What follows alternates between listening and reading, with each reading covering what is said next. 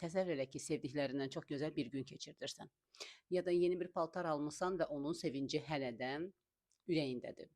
Birdən sosial şəbəkəyə daxil olursan, başqasının daha yaxşı evi, daha yaxşı bədəni və daha parlaq həyatı ilə üz-üzə gəlirsən. Bir anın içində sanki xoşbəxtliyin əlindən alınır.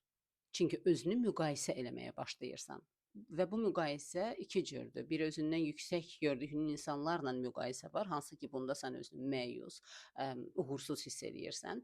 İkinci müqayisə isə özündən müəyyən cəhətdən aşağı dərəcədə qiymətləndirdiyin adamlardır ki, əksinə bu zaman sən fikirləşirsən ki, yaxşısan, uğurlu bir insansan, müqayisədə onları aşağı görürsən çünki.